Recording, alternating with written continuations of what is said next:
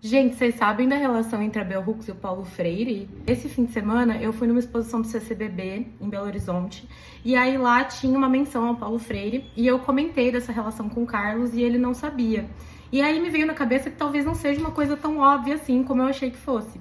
Então eu vim compartilhar isso com vocês. A Bell Hooks tem um texto que se chama Bell Hooks fala sobre Paulo Freire, que é tipo uma entrevista pessoa física, pessoa jurídica, que ela, no nome de batismo dela, entrevista a Bell Hooks, que é o pseudônimo intelectual dela, que ela escreve os livros, para que ela fale um pouco sobre as referências, né, a paixão que ela tem pelo trabalho do Paulo Freire mesmo. E aí, nesse texto, ela fala também o babado que foi para ela conhecer ele pessoalmente. Porque ela já, mesmo antes de conhecer pessoalmente, ela já admirava muito o trabalho, já referenciava ele em muita coisa, principalmente nos primeiros trabalhos dela. E todo mundo ali da universidade dela sabia que ela adorava ele, apesar de ter críticas, né? E mesmo assim eles esconderam dela que ele ia fazer um workshop ali na faculdade que ela trabalhava e mais pra frente, quando estava chegando mais perto do workshop, eles falaram que foi de propósito, que ela não foi convidada, porque tinham medo que ela ia ser a feminista chata do rolê, que ia ficar questionando ele e que ele ia ficar ofendido, ia criar um climão, alguma coisa nesse sentido. Mesmo assim, ela conseguiu uma vaga, uma pessoa desistiu de última hora e ela conseguiu entrar. E aí, quando ela entrou, ela, segundo ela, fez essas críticas de uma forma bem calma e, né, tranquila, acolhedora e tal.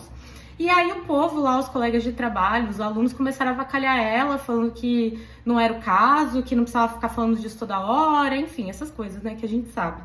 Mas o próprio Paulo Freire falou que essas eram questões importantíssimas de serem faladas e que ele fazia questão de responder.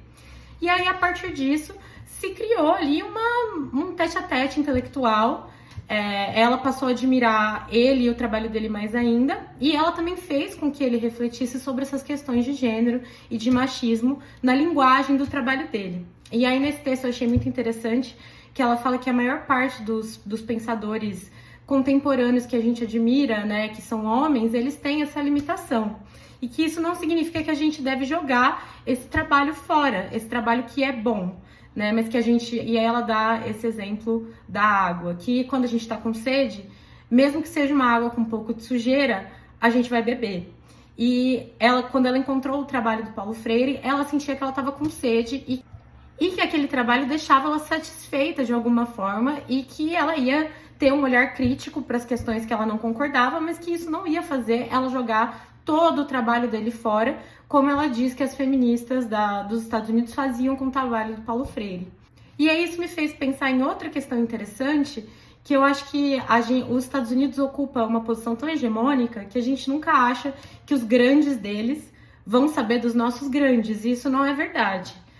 Principalmente no caso do Paulo Freire, ele tem muita notoriedade internacional. Eu acho que mais até do que no Brasil ele é respeitado, porque aqui se criaram outras questões políticas com o trabalho dele, principalmente nos últimos, 7, 8 anos, que ele vem sendo muito criticado pela nossa direita, né, de forma bem superficial e injusta. Mas nos Estados Unidos e em outros lugares na Europa não se criou essa dicotomia política em relação ao trabalho dele. Então ele é muito, muito reconhecido no meio acadêmico de lá também. E é isso, vocês sabiam disso?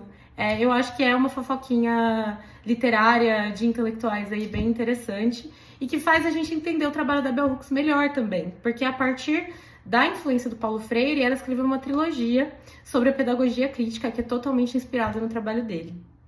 E é isso, beijo!